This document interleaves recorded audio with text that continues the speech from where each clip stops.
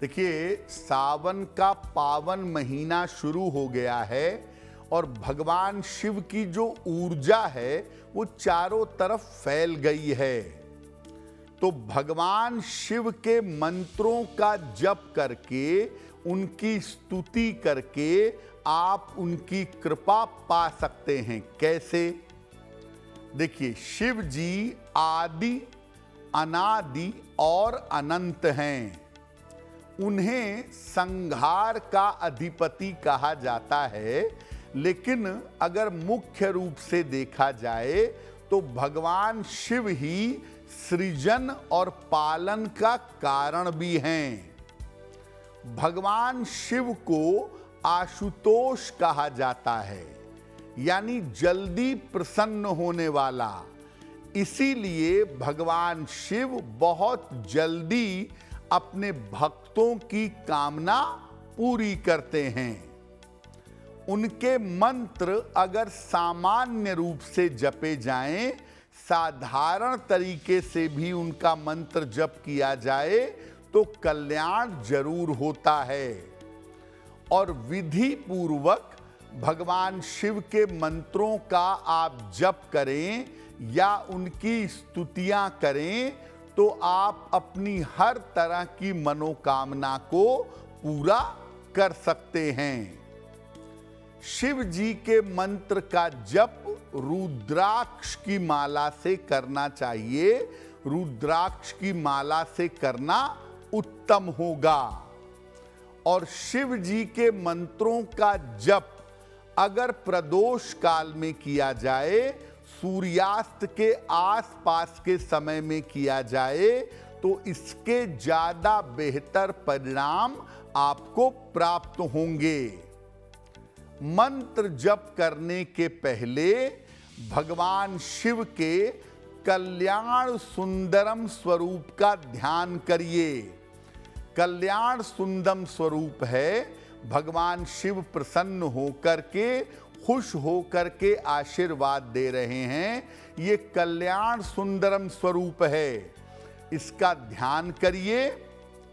और याद रखिए, भगवान शिव के मंत्रों का जप करके किसी को नुकसान पहुंचाने का प्रयास मत करिएगा। तो सावन में रोज सुबह शाम या तो मंत्र जपें, और अगर समय है तो प्रदोष काल में सूर्यास्त के 24 मिनट पहले और 24 मिनट बाद, इस समय में आप मंत्र का जप करें।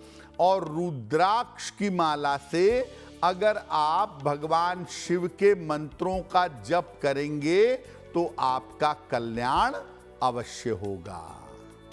शिव जी के मंत्रों के बारे में आपने समझ लिया। अब ये समझिए कि शिव जी की स्तुतियों का क्या महत्व है। भगवान शिव की स्तुतियां जो हैं वो कितनी महत्वपूर्ण हैं। देखिए, शिव जी की जो स्तुतियां हैं वो अत्यंत विशेष मानी जाती हैं। उनकी स्तुतियां सामान्यतः छंदात्मक हैं। गा करके भगवान शिव की स्तुतियां की जाती हैं। और अलग अलग स्वरूपों के लिए उनकी अलग अलग स्तुतियों की रचना की गई है। विशेष स्थितियों में इनकी स्तुतियों का प्रभाव अचूक होता है। जिस तरह की स्थिति हो उस तरह की स्तुति का चुनाव करके अगर आप स्तुति करेंगे तो आपको लाभ होगा। हर स्तुति के पाठ के पहले उससे संबंधित स्वरूप का ध्यान कर लेना चाहिए। जिस स्वरूप के लिए आप स्तुति कर रहे हैं उस स्वरूप का ध्यान करके अगर आप स्तुति करेंगे तो आपकी कामना पूरी होगी। भगवान शिव की परंपरा में जो स्थान पंचाक्षरी मंत्र का है वो स्थान किसी भी मंत्र का नहीं है।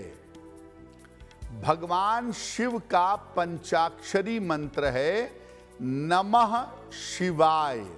ओम नमः शिवाय नहीं, वो षडाक्षर है। पंचाक्षरी जो मंत्र है वो है नमः शिवाय।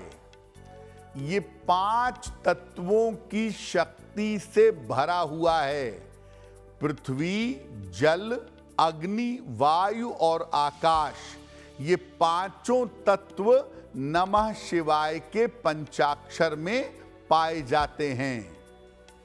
इस मंत्र के निरंतर जप करने से शिव जी की कृपा अवश्य मिलती है।